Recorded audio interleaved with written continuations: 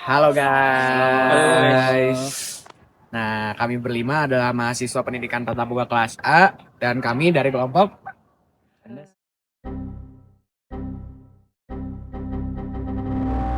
Kelompok satu kelompok satu dari yaitu bab landasan filosofis pendidikan. pendidikan.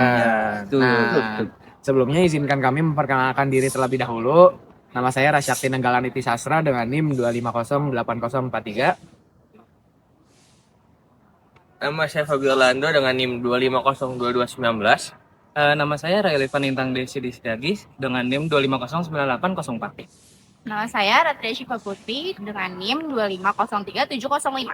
Nama Nah, saya Holisandra Firsa dengan NIM 2509552. oke, karena kami semua udah memperkenalkan diri, sekarang kami ingin menjelaskan tujuan kita membuat video ini. Kali ini kita akan membahas satu dari 7 konsep dasar landasan pendidikan, yaitu filsafat atau filosofis landasan pendidikan. Sebelumnya, teman-teman udah tahu belum sih apa itu filosofis landasan pendidikan? Kalau belum tahu, saya coba tanya teman-teman saya satu persatu ya. Kalau menurut kamu, Fabio, apa sih itu filosofis landasan pendidikan? Filosofis landasan pendidikan itu menurut saya sih jadi suatu gagasan pokok yang dimana menjadi dasar sebagai eh, pengembangan untuk sistem-sistem pendidikan di Indonesia ini. Kalau menurut Gias gimana nih? Menurut aku sih kayaknya landasan filosofis itu pandangan atau gagasan sebuah pendidikan yang membuat pendidikan tuh lebih terstruktur dengan tujuan yang dengan satu tujuan tidak kemana-mana gitu. Kalau rasanya gimana? Kalau dari saya sendiri sih, filosofis landasan pendidikan itu ya, pokoknya itu tuh makna yang dalam banget. Intinya filosofi itu kan makna terdalam dari suatu hal atau suatu kejadian gitu. Kalau di sini konteksnya itu halnya itu pendidikan. Nah, jadi maksudnya hal yang dalam tuh kayak kita tuh belajar buat apa sih? Landasannya kita misalkan berdiri atau duduk di bangku kuliah itu ngapain sih gitu? Kayak tujuannya, maknanya. Jadi biar kita punya arahan dan tujuan yang jelas. Belajar itu buat apa? Nah, kalau dari Ratri sendiri, filosofis landasan pendidikan itu kayak gimana? Filosofis itu kan seperti pemahaman. Berarti menurut aku landasan filosofis pendidikan itu suatu pemahaman atau pandangan seorang pendidik untuk mengajar atau landasan gimana sih cara mereka mengajar itu. Kalau menurut kamu, Lisna gimana? Kalau menurut aku, landasan filosofi pendidikan itu bukan hanya mengajarkan tentang teori akademik, tapi juga mengajarkan siswa untuk bermoral, beretika, dan juga cinta pada Tuhan. Nah, jadi karena kita berlima udah ngeluarin pendapat kita masing-masing nih tentang filosofis pendidikan itu apa. Jadi harusnya teman-teman udah punya gambaran lah ya. Kayak filosofis itu mau seperti apa, terus juga kayak tujuannya mau kayak gimana. Harusnya udah ada gambaran nih, berarti udah siap nih mantengin materi-materi yang bakal kita sampaikan ya. Iya dong pastinya. Oke, nah kalau gitu kita bakal nunjukin video kita masing-masing yang bakal ngejelasin materi filosofis pendidikan ini. Udah siap teman-teman buat nonton? Siap. Siap. Siap Nah, dong. selamat menyaksikan guys. Ya. Kalau ngomongin pendidikan, kita nggak bisa cuma ngelihat dari sisi teknis kayak metode mengajar ataupun sistem ujian doang. Ada hal yang lebih mendasar yang menentukan arah dan juga tujuan pendidikan itu sendiri, yaitu filosofis landasan pendidikan. Filosofi di sini punya peran yang sangat penting banget, yang membuat kita mikir tentang kenapa sih dan buat apa sih pendidikan itu ada.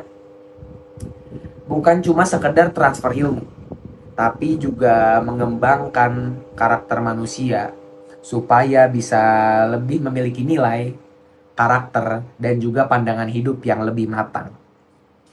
Landasan pendidikan udah kayak kompas yang nuntun semua kebijakan, kurikulum, sampai sikap guru dan juga peserta didiknya. Tanpa landasan yang jelas, bisa aja pendidikan tetap jalan, tapi arahnya gak nentu. Nah, maka dari itu dengan memahami filosofi yang melatar belakanginya, entah itu idealisme, entah itu realisme, entah itu pragmatisme, maupun juga humanisme, kita bisa tahu pendidikan mau diarahkan kemana, dan juga manusia seperti apa sih yang pengen dibentuk. Nah, jadi belajar filosofis landasan pendidikan itu bukan cuma buat teori doang, melainkan biar kita bisa melihat dan juga memerhatikan roh pendidikan, roh di balik setiap praktik pendidikan itu sendiri. Nah, maka dari itu kita bisa jadi lebih kritis dan juga lebih bijak nih dalam memerhatikan perkembangan sistem pendidikan yang ada saat ini. Gitu. Terus Bang, tujuan pembahasan kita itu sebenarnya apa sih? Nah, saya akan ngejelasin nih. Yang pertama, kita bakal ngejelasin pengertian filsafat secara umum dan juga kaitannya dengan pendidikan itu apa sih. Yang kedua, menguraikan apa yang dimaksud dengan filosofis landasan pendidikan. Yang ketiga, membahas berbagai aliran filsafat yang sering digunakan dalam praktik penyusunan pendidikan. Yang keempat, menunjukkan peran landasan filosofis dalam merumuskan arah, nilai, dan juga tujuan pendidikan. Yang kelima, memberikan peran contoh penerapan pemikiran filosofis dalam praktik pendidikan di Indonesia. Yang keenam, mendorong kita sebagai mahasiswa untuk lebih kritis dan juga lebih reflektif dalam melihat perkembangan pendidikan yang ada sekarang. Nah, karena pembahasan materi dari saya sudah selesai, sekarang saya mau oper pembahasan materi ini ke Fabio. Fabio! Kira-kira dia bakal bahas apa ya? Fabio, check it out. Oke, terima kasih Rasya. Jadi saya sekarang akan menjelaskan definisi dari filsafat, karakteristik filsafat, dan beberapa mengenai filsafat. Dari yang pertama, filsafat itu apa sih? Filsafat berasal dari bahasa Yunani, yaitu philosophia, yang terdiri dari dua kata, yaitu philo yang artinya cinta dan sophia yang artinya kebijaksanaan. Jadi filsafat bisa berarti cinta kebijaksanaan. Namun, menurut KBBI, filsafat adalah penyelidik dengan akal budi mengenai hakikat segala sesuatu, sebab, asal, dan hukumnya.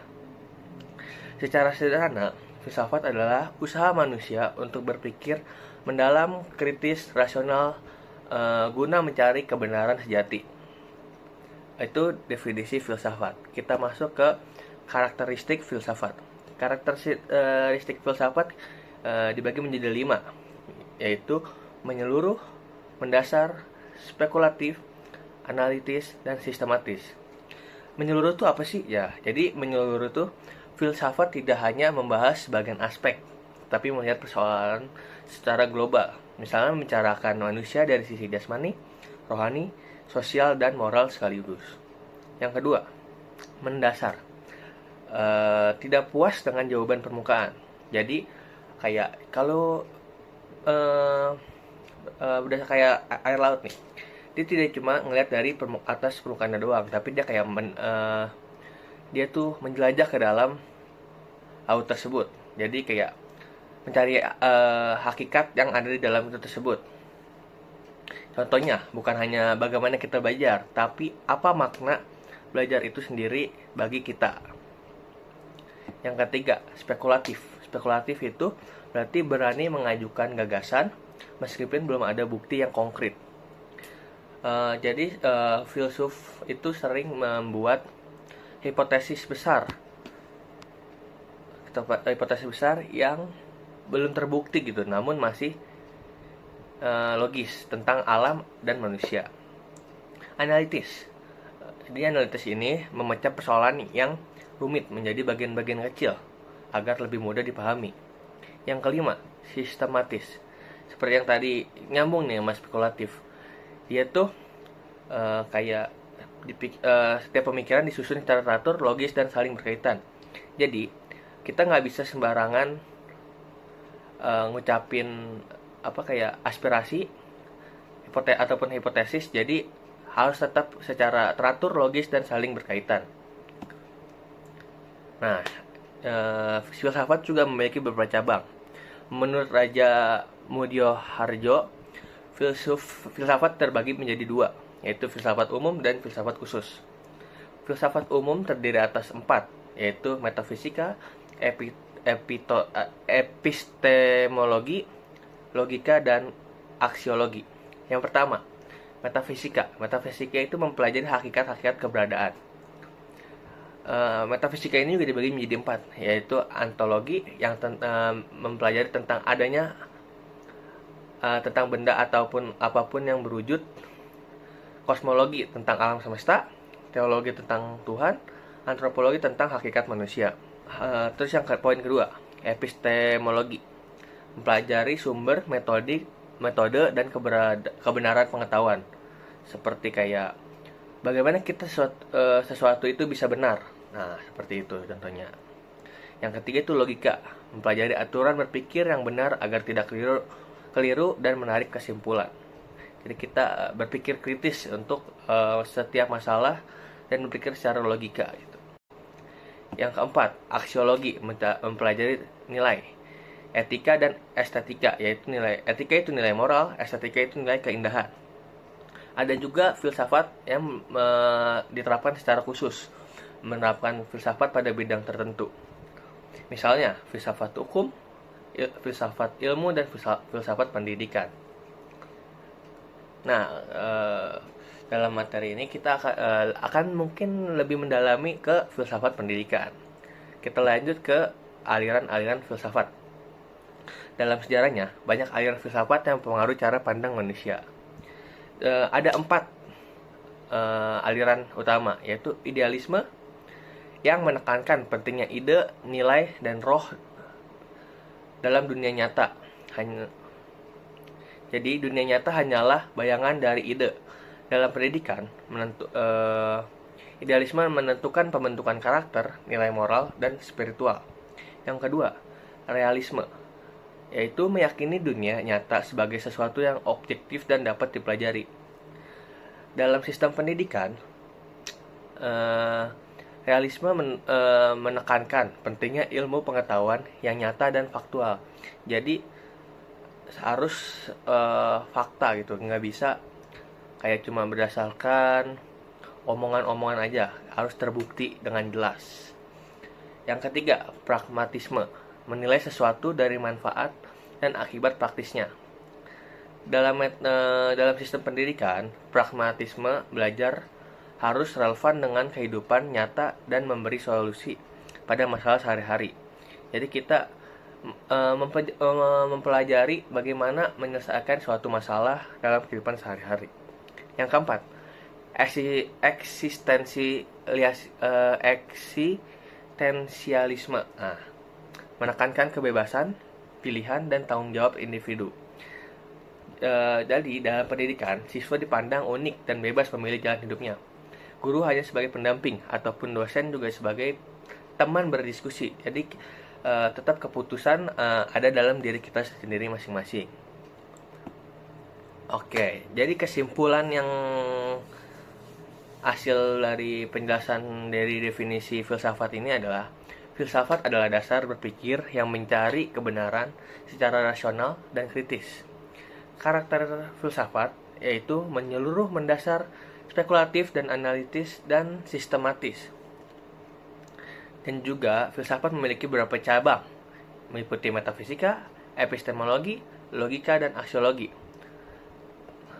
Juga terdapat berbagai aliran filsafat seperti idealisme, realisme, pragmatisme, dan eksistensialisme yang masing-masing berpengaruh dalam pendidikan dan kehidupan manusia.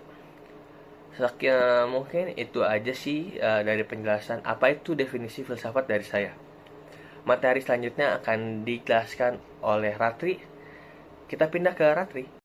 Halo semuanya, aku Ratri dan di sini aku akan menjelaskan tentang landasan filosofis pendidikan. Mulai dari definisi, struktur, karakteristik, aliran, serta pandangan dalam aliran landasan filosofis pendidikan. Kita mulai dari definisi. Definisi landasan filosofis pendidikan. Nah, landasan itu kan diartikan sebagai fondasi, alas, dasar, atau tumpuan. Dalam konteks landasan filosofis pendidikan, itu merupakan fondasi yang menyokong eksistensi dan prinsip fundamental dari pendidikan, yang berarti landasan filosofis pendidikan merupakan titik tumpu atau titik tolak yang membentuk dasar pemikiran dan pandangan filosofis yang menjadi landasan bagi segala aspek pendidikan. Nah, sekarang kita lanjut ke struktur landasan filosofis pendidikan.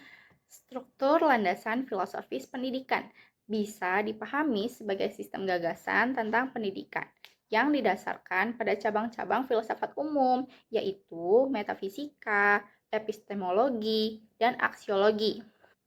Menurut Callahan dan Clark dan Edward G. Power, landasan filosofis pendidikan merupakan deduksi atau penjabaran dari sistem gagasan filsafat umum yang dianjurkan oleh suatu aliran filsafat tertentu.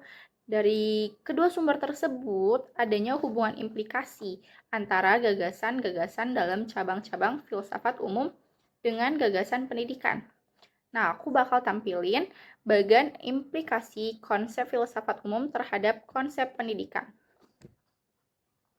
Di situ tertulis konsep filsafat umum yaitu hakikat realitas, hakikat manusia, hakikat pengetahuan, dan hakikat nilai berhubungan dengan konsep pendidikan, tujuan pendidikan, kurikulum pendidikan, metode pendidikan, peranan pendidik, dan peserta didik. Karakteristik landasan filosofis pendidikan berisi tentang gagasan-gagasan atau konsep yang bersifat normatif atau preskriptif.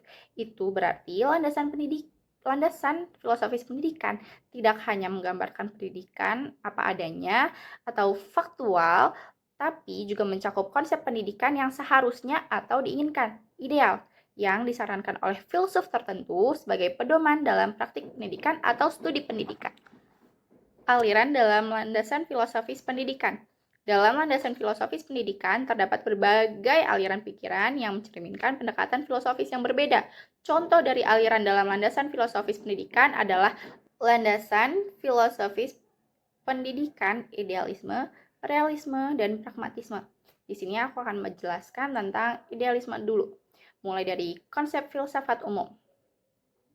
Nah, metafisika adalah studi tentang hakikat realitas. Nah, dalam alam semesta ini kita dapat menemukan berbagai entitas seperti batu, air, tumbuhan, hewan, manusia, buku, kursi, tata surya, dan lain sebagainya. Selain itu, juga ada konsep seperti jiwa, spirit, ide, dan sejenisnya. Semua hal yang ada di dalam alam semesta ini dikenal sebagai realitas atau kenyataan. Para filosofi idealisme mengklaim bahwa realitas hakikatnya bersifat spiritual. Manusia merupakan makhluk spiritual, yang berarti manusia adalah makhluk yang berpikir, memiliki tujuan hidup dalam dunia, serta aturan moral yang jelas. Hakikat manusia dalam pandangan idealisme. Setiap individu memiliki bakat dan kemampuan yang unik, yang menentukan status, peran, dan kedudukan dalam masyarakat atau negara. Sebagai contoh, Plato dalam teorinya tentang 3 bagian jiwa menyatakan bahwa setiap manusia memiliki 3 aspek jiwa, nous, akal atau pemikiran yang mewakili aspek rasional, thumos, semangat atau keberanian, dan epituma, keinginan, kebutuhan atau nafsu. Menurut idealisme, proses pemahaman terjadi dalam pikiran manusia, di mana manusia memperoleh pengetahuan melalui proses berpikir. Selain itu, pengetahuan juga diperoleh melalui intuisi. Beberapa filsuf idealisme bahkan meyakini bahwa pengetahuan didapatkan melalui proses mengingat. Pengetahuan merupakan ingatan kembali yang dari sesuatu yang sudah ada. Jadi, pengetahuan itu udah ada di otak kita, lalu tiba-tiba keingat kayak gitu. Aksiologi adalah studi tentang hakikat nilai. Para filsuf idealisme umumnya setuju bahwa nilai-nilai bersifat abadi. Menurut penganut idealisme theistik, nilai-nilai abadi terletak pada Tuhan. Konsep baik dan jahat, indah dan jelek dipahami sejajar dengan ide-ide baik dan indah yang secara konsisten mencerminkan baik dan indah yang absolut dalam Tuhan. Sementara itu, penganut idealisme panteistik mengidentifikasi Tuhan dengan alam. Dalam pandangan ini, nilai-nilai bersifat absolut dan tidak berubah, abadi, karena nilai-nilai merupakan bagian dari aturan-aturan yang telah ditetapkan oleh alam. Implikasi terhadap pendidikan. Tujuan pendidikannya itu memfasilitasi pertumbuhan intelektual dan pengembangan pribadi siswa. Lembaga pendidikan seharusnya menekankan kegiatan intelektual, pematangan moral, apresiasi estetika, pengembangan diri, pemberian kebebasan, pemberian tanggung jawab, dan pembangunan kendali diri agar dapat mencapai pertumbuhan pikiran dan pribadi yang optimal. Kurikulum pendidikan. Kurikulum pendidikan dalam idealisme terdiri dari pendidikan liberal dan pendidikan vokasional atau praktis. Pendidikan liberal bertujuan untuk mengembangkan kemampuan rasional dan moral, sedangkan pendidikan praktis bertujuan untuk mengembangkan kemampuan praktis yang relevan dengan kehidupan atau pekerjaan. Metode pendidikan. Metode pendidikan yang diutamakan adalah metode dialektik. Namun demikian, tiap metode yang mendorong belajar dapat diterima dan cenderung mengabaikan dasar-dasar fisiologis untuk belajar. Metode pengajaran seharusnya mendorong ekspansi pengetahuan siswa, merangsang pemikiran reflektif, memfasilitasi pengambilan keputusan moral pribadi, mengembangkan keterampilan berpikir logis, memberi kesempatan untuk menggunakan pengetahuan dalam menangani masalah moral dan sosial, meningkatkan minat siswa terhadap materi pelajaran, dan mendorong penerimaan nilai-nilai kemanusiaan. Peran guru dan siswa. Guru diharapkan menjadi teladan yang baik bagi siswanya, baik secara moral maupun intelektual.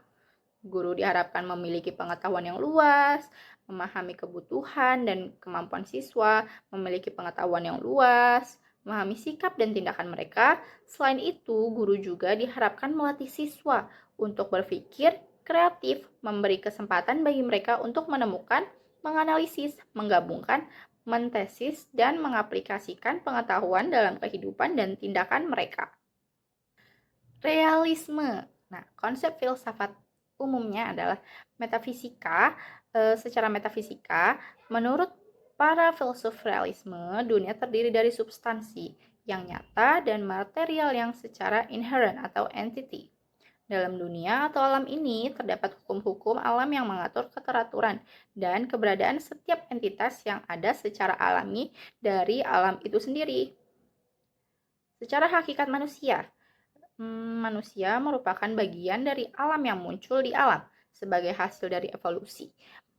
Hakikat manusia ditentukan oleh kemampuannya, pikiran, atau jiwa dianggap sebagai organisme yang sangat kompleks, yang memiliki kemampuan intelektual. Guru diharapkan memiliki pengetahuan yang luas, memahami kebutuhan dan kemampuan siswa, memiliki pengetahuan yang luas, memahami sikap dan tindakan mereka. Selain itu, guru juga diharapkan melatih siswa untuk berpikir kreatif, memberi kesempatan bagi mereka untuk menemukan, menganalisis, menggabungkan, mentesis, dan mengaplikasikan pengetahuan dalam kehidupan dan tindakan mereka. Realisme. Nah, konsep filsafat umumnya adalah metafisika. Secara metafisika, menurut para filsuf realisme, dunia terdiri dari substansi yang nyata dan material yang secara inherent atau entity. Dalam dunia atau alam ini terdapat hukum-hukum alam yang mengatur keteraturan dan keberadaan setiap entitas yang ada secara alami dari alam itu sendiri. Secara hakikat manusia, manusia merupakan bagian dari alam yang muncul di alam sebagai hasil dari evolusi. Hakikat manusia ditentukan oleh kemampuannya, pikiran, atau jiwa dianggap sebagai organisme yang sangat kompleks, yang memiliki kemampuan berpikir. Ia memiliki kebebasan atau keterbatasan dalam tindakannya. Epistemologi. Menurut pemikiran John Locke, ketika manusia dilahirkan, jiwa atau pikirannya itu kosong, yang berarti saat lahir manusia tidak membawa pengetahuan atau ide bawaan, atau pengetahuan manusia didapatkan melalui pengalaman indera, yaitu melalui persepsi langsung terhadap dunia. Aksiologi atau hakikat nilai. Manusia sebagai bagian dari alam tunduk kepada hukum-hukum alam. Begitu pula dengan masyarakat. tingkah laku manusia diatur oleh hukum alam, sementara di tingkat yang lebih rendah diuji oleh konvensi kebiasaan dan istiadat dalam masyarakat. Pendapat umum dalam masyarakat mencerminkan status quo atau keadaan aktual masyarakat. Dan karena realitas masyarakat mempresentasikan kebenaran yang melebihi individu dan pikiran mereka, maka menjadi standar untuk menguji kevalidan nilai-nilai individu. Implikasi terhadap pendidikan. Tujuan pendidikan. Menurut perspektif realisme, itu mempersiapkan individu untuk bertahan hidup dan beradaptasi di dalam dunia alamiah dan sosial. Selain itu, pendidikan realisme juga bertujuan untuk membentuk individu yang mampu melaksanakan tanggung jawab sosial mereka dengan baik. Pendidikan bukan hanya tentang akuisisi pengetahuan, tetapi juga tentang membentukkan karakter dan kesiapan untuk berkontribusi secara positif di masyarakat. Kurikulum pendidikan sebaiknya mencakup 3 komponen utama: sains, matematika, ilmu kemanusiaan dan sosial, serta nilai-nilai. Sains dan matematika dianggap sangat penting karena pengetahuan tentang alam memungkinkan manusia untuk beradaptasi dan berkembang di lingkungan mereka. Namun, ilmu kemanusiaan juga harus ditekankan karena membantu individu beradaptasi dengan lingkungan sosial mereka. Metode pendidikan dalam pandangan realisme menekankan bahwa semua pembelajaran didasarkan dari pengalaman, baik secara langsung maupun tidak langsung, seperti membaca pengalaman orang lain. Pembiasaan dianggap sebagai metode utama dalam pendidikan menurut pandangan realisme yang terkait dengan pendekatan behaviorisme. Peran guru dan siswa. Guru bertanggung jawab sebagai penentu materi pelajaran, namun juga diharapkan menggunakan minat siswa terkait mata pelajaran tersebut dan membuatnya menjadi pengalaman konkret bagi siswa. Lalu, evaluasi. Evaluasi ini juga sangat penting di pandangan realisme karena berfungsi untuk mengukur pemahaman siswa. Pragmatisme. Konsep filsafat umumnya dari metafisika. Dalam metafisika, pragmatisme merupakan hakikat realitas yang dipahami sebagai segala sesuatu yang dialami manusia, yaitu melalui pengalaman. Mereka menganggap realitas bersifat pluralistik. Artinya terdiri dari berbagai macam pengalaman yang berbeda-beda dan terus-menerus berubah seiring dengan perubahan pengalaman individu. Dengan kata lain, realitas dipahami sebagaimana dialami oleh setiap individu melalui pengalaman mereka sendiri. Hakikat manusia. Manusia adalah hasil evolusi biologis, psikologis, dan sosial. Setiap orang lahir tidak dewasa, tak berdaya, tak dibekali dengan bahasa, keyakinan, atau gagasan dan norma sosial. Karena realitas terus berubah, manusia pun merupakan bagian dari perubahan realitas. Epistemologi.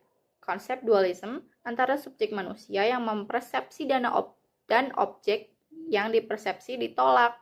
Manusia dipahami sebagai bagian dari dunia yang mereka persepsi, serta sebagai individu yang mempersepsi dunia tersebut. Menurut pandangan ini, segala sesuatu dapat diketahui melalui pengalaman, dan metode yang diandalkan untuk memperoleh pengetahuan adalah metode ilmiah atau metode sains, sebagaimana disarankan oleh John Dewey. Aksiologi. Nilai-nilai dipahami berasal dari kondisi manusia. Nilai-nilai tidaklah berdiri sendiri atau eksklusif, tetapi terjadi karena suatu proses, tindakan, atau perbuatan manusia itu sendiri. Nah, nilai-nilai etika dan estetika bergantung pada situasi yang relatif. Tidak ada nilai-nilai yang absolut, karena nilai-nilai selalu bersifat relatif atau tergantung pada konteks yang ada. Pertimbangan nilai dianggap bermanfaat jika berkontribusi pada kehidupan yang intelijen. Artinya, kehidupan yang sukses, produktif, dan bahagia. Implementasi pendidikan. Tujuan pendidikan adalah mengajarkan seorang cara berpikir dan menyesuaikan diri terhadap perubahan masyarakat. Sekolah bertujuan untuk mengembangkan pengalaman-pengalaman tersebut agar individu dapat mengarahkan dirinya menuju kehidupan yang baik. Kurikulum pendidikan. Pendidikan harus diarahkan untuk memelihara demokrasi, karena hakikat demokrasi melibatkan dinamika dan perubahan melalui rekonstruksi pengalaman yang terus-menerus. Dalam pandangan pragmatisme, kurikulum sekolah haruslah terintegrasi dengan kondisi masyarakat. Materi pelajaran dalam pendidikan dianggap sebagai alat untuk memecahkan masalah individual, sambil meningkatkan siswa secara individual dan pada saat yang sama mengembangkan masyarakat. Nah, metode pendidikan. Penganut pragmatisme cenderung mengutamakan metode pemecahan masalah serta metode penyelidikan dan penemuan dalam pendidikan. Peran guru dan siswa. Dalam pragmatisme, proses belajar selalu diarahkan untuk membentuk individu. Peran guru bukanlah sekadar menuangkan pengetahuannya kepada siswa, karena hal ini tidak akan efektif. Sebaliknya, isi pembelajaran harus sesuai dengan kebutuhan, minat, dan masalah pribadi masing-masing siswa. Isi pengetahuan bukanlah tujuan pada dirinya sendiri, melainkan memiliki makna untuk mencapai suatu tujuan. Dengan demikian, siswa yang dihadapkan pada suatu masalah diharapkan dapat merekonstruksi lingkungannya untuk memecahkan masalah mereka sendiri. Nah, itu tadi adalah penjelasan landasan filosofis pendidikan, mulai dari definisi, struktur, karakterisme, aliran, dan pandangan-pandangan dalam aliran tersebut. Jadi, setelah ini akan dilanjutkan oleh teman aku. Dadah! Halo semuanya, perkenalkan sebelumnya nama saya Holly Sanjaratunisa dengan NIM 2509527. Di sini saya akan menjelaskan tentang landasan filsafat pendidikan nasional Pancasila. Seperti yang kita ketahui, Pancasila adalah dasar negara Republik Indonesia yang dirumuskan dalam pembukaan Undang-Undang Republik Indonesia tahun 1945, yang terdiri dari 1. Ketuhanan yang Maha Esa, 2. Kemanusiaan yang adil dan beradab, 3. Persatuan Indonesia, 4. Kerakyatan yang dipimpin oleh hikmat kebijaksanaan dalam permusyawaratan perwakilan, dan 5. Keadilan sosial bagi seluruh rakyat Indonesia. Karena Pancasila adalah dasar negara Indonesia, maka Pancasila juga berimplikasi dengan dasar pendidikan nasional yang ada di Indonesia. Dalam pasal 2 Undang-Undang Dasar Negara Indonesia tahun 2003 tentang sistem pendidikan nasional adalah pendidikan yang berdasarkan Pancasila dan Undang-Undang Dasar Republik Indonesia tahun 1945. Oleh karena itu, bangsa Indonesia punya landasan filosofi pendidikannya sendiri, yaitu Pancasila, yang artinya setiap proses pendidikan di Indonesia ini wajib mengacu pada nilai-nilai Pancasila. Maka dari itu, kita perlu mengkaji nilai-nilai Pancasila untuk dijadikan titik tolak dalam rangkaian praktek pendidikan maupun studi pendidikan. Yang pertama, ada konsep filsafat umum tentang hakikat realitas metafisika. Bangsa Indonesia meyakini bahwa realitas atau alam semesta ini tidak muncul dengan sendirinya, melainkan diciptakan oleh Tuhan Yang Maha Esa. Tuhan itu adalah sumber pertama dari segala sesuatu, tapi ia tidak disebabkan dari segala sebab yang ada di alam semesta ini, dan juga merupakan tujuan akhir dari segala sesuatu. Bukan hanya realitas yang bersifat fisik, tetapi juga hal-hal non-fisik, yang maksudnya Tuhan tidak hanya menciptakan realitas fisik seperti laut, gunung, dan langit, tapi juga Tuhan menciptakan hal-hal non-fisik seperti nilai, norma, atau hukum di alam semesta ini. Dan alam juga merupakan tempat dan sarana bagi manusia untuk melaksanakan tugas hidup untuk mencapai tujuan hidupnya. Dalam pembukaan Undang-Undang Dasar 1945 juga dijelaskan bahwa hakikat hidup manusia Indonesia adalah berkat rahmat Tuhan Yang Maha Kuasa dan perjuangan yang didorong oleh keinginan luhur untuk mencapai kemerdekaan. Adapun yang menjadi keinginan luhur tersebut yaitu 1. Negara Indonesia yang merdeka, bersatu, berdaulat, adil, dan makmur. 2. Melindungi segenap bangsa Indonesia dan seluruh tumpah darah Indonesia. 3. Memajukan kesejahteraan umum, mencerdaskan kehidupan bangsa. Dan 4. Melaksanakan ketertiban dunia berdasarkan kemerdekaan, perdamaian abadi, dan keadilan sosial. Selanjutnya ada hakikat manusia. Manusia adalah makhluk Tuhan Yang Maha Esa. Manusia juga memiliki kesadaran dan penyadaran diri, mempunyai berbagai kebutuhan hidup, dibekali nafsu, serta memiliki tujuan hidup. Manusia juga dibekali potensi untuk mampu beriman dan bertakwa kepada Tuhan Yang Maha Esa, dan juga untuk berbuat baik. Di samping itu, karena hawa nafsunya, manusia pun memiliki kemungkinan untuk berbuat tidak baik atau jahat. Selain itu juga, manusia memiliki potensi untuk mampu berpikir, cipta, berperasaan, rasa, berkemauan, berkarsa, dan berkarya. Pancasila mengajarkan bahwa eksistensi manusia bersifat monopluralis, tetapi juga bersifat integral, yang artinya bahwa manusia punya banyak dimensi seperti individual, sosial, kultural, dan moral, tapi juga tetap utuh sebagai satu kesatuan. Ada beberapa asas penting yang dianut Pancasila. Yang pertama, yaitu ada asas ketuhanan yang Maha Esa, yang artinya manusia adalah makhluk Tuhan yang harus mempertanggungjawabkan segala amal pelaksanaan tugasnya terhadap Tuhan yang Maha Esa. Yang kedua, asas monodualisme, yang artinya manusia adalah pribadi atau individu, tapi juga makhluk sosial.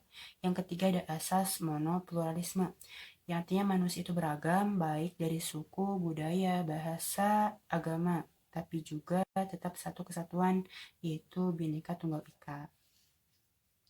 Yang keempat, ada asas nasionalisme, yang artinya manusia ini punya relasi dengan tanah air, sejarah, dan cinta pada bangsa. Yang kelima, ada asas internasionalisme. Indonesia tidak menyediakan eksistensi dengan manusia lain, baik sebagai pribadi, kelompok, atau bangsa lain. Yang keenam, ada asas demokrasi, yang artinya dalam mencapai tujuan kesejahteraan bersama, kesamaan hak dan kewajiban menjadi dasar hubungan antara warga negara dan negara, maupun sebaliknya.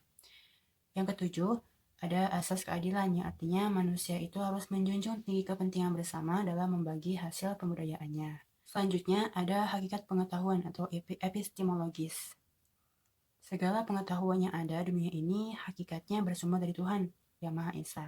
Tuhan telah menurunkan pengetahuan baik melalui utusannya berupa wahyu atau melalui berbagai hal yang ada di alam semesta, termasuk hukum-hukum yang terdapat di dalamnya. Manusia dapat memperoleh pengetahuan melalui keimanan atau kepercayaan, berpikir logika, pengalaman atau penelitian, penghayatan, dan intuisi. Kebenaran pengetahuan ada yang bersifat mutlak, yaitu dari ajaran agama atau wahyu Tuhan, dan juga ada yang bersifat relatif, yaitu pengetahuan yang diuji kebenarannya melalui uji konsistensi logis ide-ide dari manusia dengan data atau fakta empiris dan nilai-nilai kegunaan praktisnya bagi kesejahteraan manusia dengan mengacu pada kebenaran dan nilai-nilai yang bersifat mutlak. Selanjutnya ada hakikat nilai, aksiologi. Artinya sumber pertama dari segala nilai, hakikatnya itu adalah dari Tuhan Yang Maha Esa. Karena manusia adalah makhluk Tuhan, pribadi atau individual, dan sekaligus insan sosial, maka hakikatnya nilai diturunkan dari Tuhan Yang Maha Esa, masyarakat atau individu.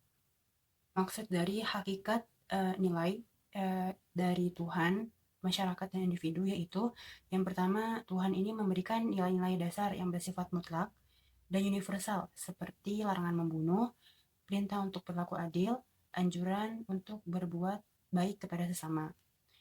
Nilai ini berasal dari ajaran agama dan merupakan pedoman utama dalam menentukan mana yang benar dan mana yang salah. Yang kedua, ada masyarakat. Masyarakat ini menyusun aturan untuk menjaga ketertiban hidup bersama, misalnya membuat hukum negara, norma sosial, dan adat istiadat. Dan selanjutnya, yang terakhir ada individu, yang artinya menumbuhkan sikap moral dalam diri sendiri, seperti rasa empati, tanggung jawab, kejujuran, dan integritas. Nilai dari individu ini muncul dari hati nurani, akal sehat, dan pengalaman hidup masing-masing orang. Baik, itu penjelasan dari saya. Selanjutnya akan dijelaskan penjelasan yang lain oleh Dias. Terima kasih Lisna. Selanjutnya kita masuk ke implikasi filosofis terhadap pendidikan. Nah, di sini terdapat dua kata inti, yaitu implikasi dan filosofis. Implikasi sendiri artinya dampak atau akibat, sedangkan filosofis artinya cara pandang yang mendalam, kritis, dan menyeluruh. Jadi, implikasi filosofis terhadap pendidikan bisa dipahami sebagai dampak dari cara berpikir filosofis terhadap tujuan, isi, dan praktik pendidikan. Ini penting karena tanpa dasar filosofis, pendidikan bisa kehilangan arah sekadar mengajar tanpa benar-benar membentuk manusia. Kita masuk ke poin pertama, yaitu pendidikan sebagai proses memanusiakan manusia. Menurut Ki Hajar Dewantara, pendidikan adalah tuntunan dalam hidup tumbuhnya anak-anak agar mereka bisa mencapai keselamatan dan kebahagiaan setinggi-tingginya. Pandangan ini bersifat filosofis karena menekankan bahwa pendidikan harus memanusiakan manusia. Artinya, pendidikan tidak boleh hanya sekedar mengajar kecerdasan intelektual, tetapi membentuk akhlak, kepribadian, dan kesadaran sosial. Nah, selanjutnya kita masuk ke poin kedua, yaitu pendidikan berbasis nilai. Filsafat mengingatkan kita bahwa ilmu tidak pernah netral. Pilar pada tahun 2000 menyatakan, pendidikan berlandasan nilai akan membentuk arah yang jelas dalam membangun manusia Indonesia seutuhnya.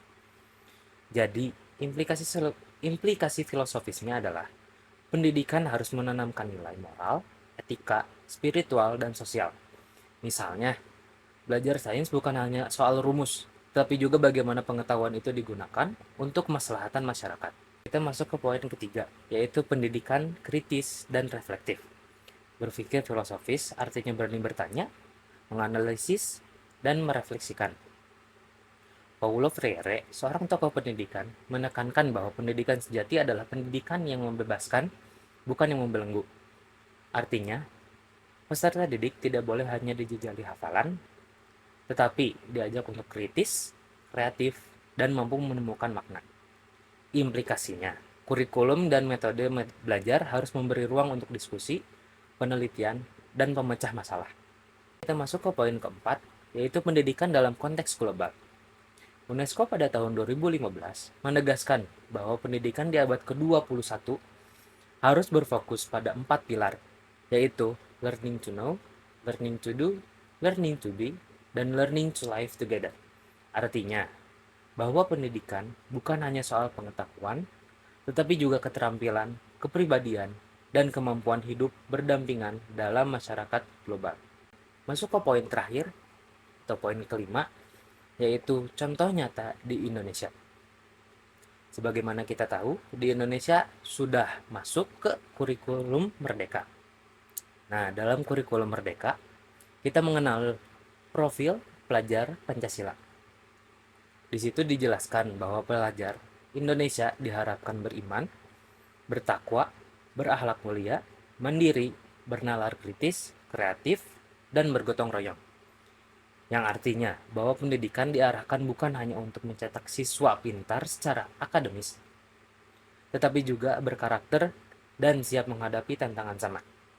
Jadi kesimpulan, implikasi filosofis terhadap pendidikan adalah menjadikan pendidikan sebagai proses sadar dan terencana untuk membentuk manusia yang seutuhnya, bukan sekedar cerdas tapi juga bernilai, kritis, berakhlak, dan bertanggung jawab.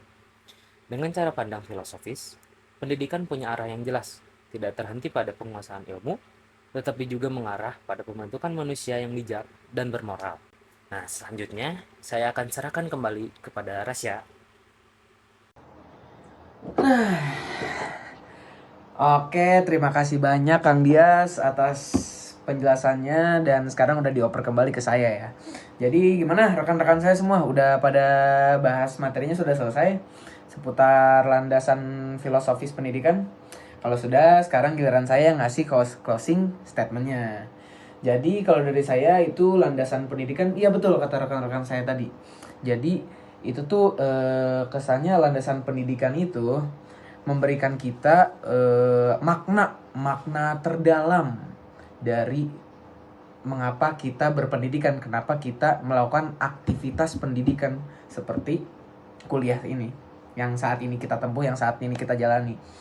Ya, karena jika kita tidak mengenal landasan filosofis pendidikan, maka kita tidak akan tahu tuh makna kita duduk di bangku kuliah, makna kita masuk ke Universitas Pendidikan Indonesia, makna kita memilih dan juga menjalani prodi pendidikan tata boga ini apa, bila tanpa filosofis landasan pendidikan. Maka dari itu sangat penting sekali kita untuk memahami landasan filosofis pendidikan ini. Nah, jadi gimana sih cara kita memiliki nilai, cara kita memiliki karakter, cara kita juga memiliki pola pandang, pola pikir yang maju. Nah, dari si filosofis landasan pendidikan ini. Dan kalau saran dari saya adalah yang pertama, kita harus memiliki dan juga meng-acknowledge cara kita metode belajar kita. Seperti yang dikatakan itu ada membaca, ada yang belajarnya itu paham ketika mereka membaca gitu, membaca PPT, entah itu membaca tulisan. Ada juga yang memahami ketika mereka menulis, ada juga yang memahami ketika mereka istilahnya refleksi menggunakan games di kelas. Nah, kalian itu harus yang namanya menentukan gitu dan juga mencari tahu metode belajar yang cocok buat kalian tuh kayak gimana sih? Kayak gimana sih metode belajar yang paling klop, yang paling nyerap ke otak gitu. Tapi harus proporsional ketika ketika namanya belajar, ketika full time bercanda itu kan nggak ada isinya gak bakal masuk ke otak kita. Tapi kalau kita full mengulik isinya tanpa ada refleksi seperti tadi, itu bakal jadi stressful buat kita, yang ada ke otak kita mumet, dan juga yang ada sama-sama gak masuk juga, seperti itu. Dan juga saran kedua dari saya adalah kita harus benar-benar memaksimalkan makna pendidikan itu sendiri. Jadi biar kita memiliki nilai yang sangat amat bermanfaat gitu, terhadap kehidupan, khususnya diri kita. Setelah diri kita baru lingkungan kecil kita, dan setelah lingkungan kecil kita baru kita memiliki dampak ke lingkungan besar, lingkungan yang skala besar, keluarga besar, maupun di desa kita, maupun di negeri kita, di Indonesia kita itu. Tapi step up perlahan dari diri kita dulu sendiri, karena jika kita ingin membenahkan atau membenarkan orang lain, kita harus membenah diri kita sendiri dulu. Seperti itu. Nah, jadi guys, karena saya pribadi telah menyampaikan closing statement saya juga telah memberikan saran-saran saya yang telah kami kumpulkan dari pengalaman pribadi masing-masing dan juga rekan-rekan saya. Nah, maka dari itu, oh iya, saya juga telah menyampaikan bagaimana cara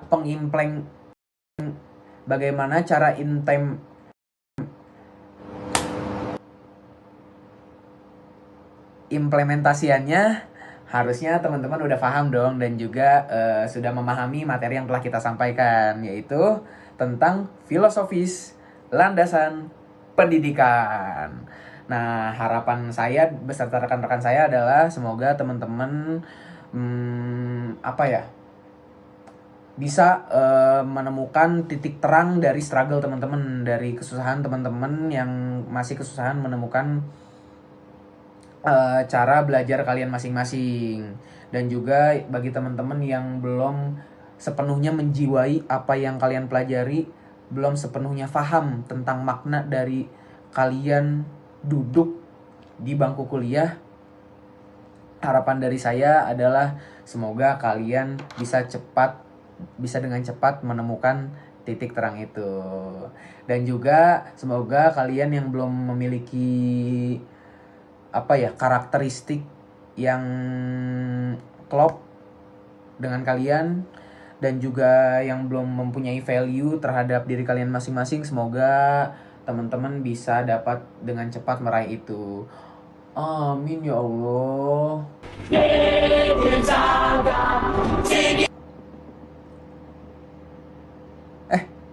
Ini udah beres kan ini tugasnya?